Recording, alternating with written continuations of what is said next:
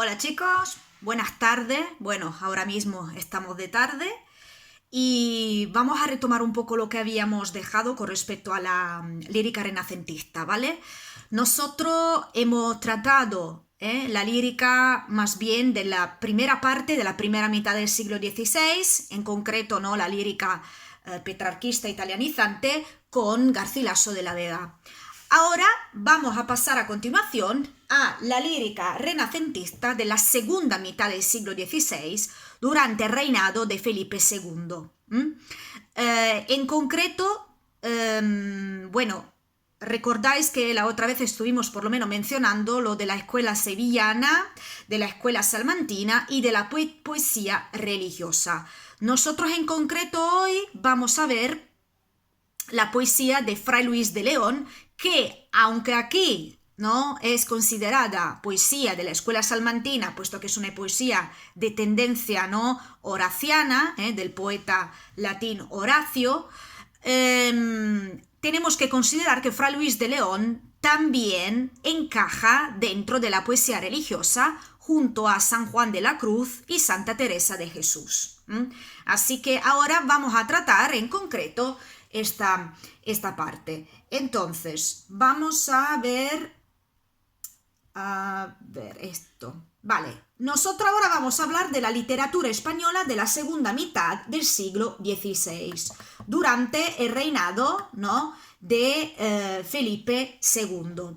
Es una época marcada por, ahora no sé por dónde va de historia, no sé por dónde va de historia de España, pero no sé si habéis oído hablar del concepto de contrarreforma, ¿no? Sabéis que en la primera mitad del siglo XVI hubo lo que es la reforma protestante, ¿no? Lo que se pretendía era, mediante la reforma, pues eso, cambiar, ¿no? Y todo aquello aspecto, ¿no?, de la religión cristiana, de la religión católico-cristiana, que según los protestantes no estaban conformes, ¿no?, a lo que era, por ejemplo, una vida por así decirlo, una vida más simple, ¿no?, más contemplativa, etcétera, etcétera. Por lo tanto, se luchaba contra todos los defectos, ¿no?, de la Iglesia, en particular contra la figura del Papa. ¿Qué pasa con la contrarreforma? La contrarreforma es justo lo contrario, es decir, se pretende, ¿vale?, volver a lo antiguo, a las raíces, es decir, se pretende volver a implantar el cristianismo, ¿vale?, el cristianismo puro, el cristianismo tradicional, sin ningún tipo de cambio, ¿no?, sin ningún tipo de, pues eso, de evolución o de cambio que se había sufrido durante la Reforma Protestante. Entonces, con Felipe II, ¿vale? Lo que se pretendía, ¿no?, era defender la religión cristiana para que fuera lo más pura posible. También lo que se pretendía en esta época era, vamos viendo que se habla de los estatutos de limpieza de sangre, esas cosas las tenéis en vuestro libro a página 72. La limpieza de sangre, puesto que no, la raza, la religión, las culturas no se podían mezclar, había que conservar, ¿no?, había que conservar la propia identidad, todo tenía que ser puro. También en esa época se implanta el Tribunal de la Inquisición,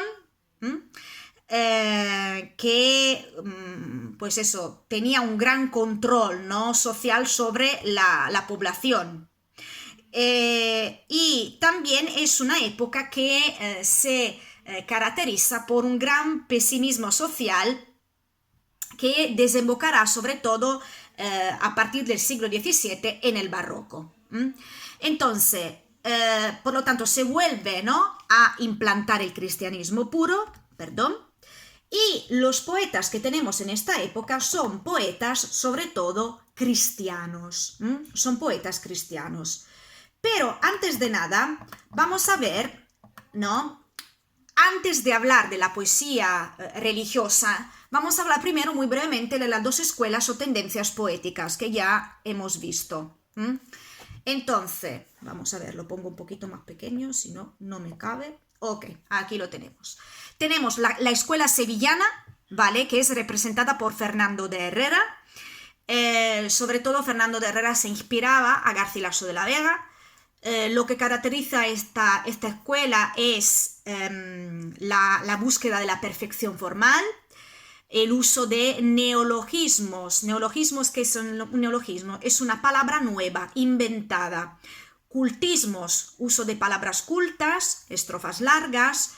El contenido, pues eso, se trataba de temas profanos. Mientras que con la escuela salmantina, que principalmente representada por Fray Luis de León, es una escuela que se inspira sobre todo, pues eso, a la poesía de Fray Luis de León, que utilizaba una forma, desde un punto de vista estilístico, una forma elegante, pero bastante natural. No era tan culta, tan rebuscada como la poesía de la escuela sevillana. Y sobre todo lo que trataba, ¿no? Esa poesía de la escuela salmantina eran sobre todo temáticas morales y filosóficas que estaban estrechamente relacionadas con el cristianismo.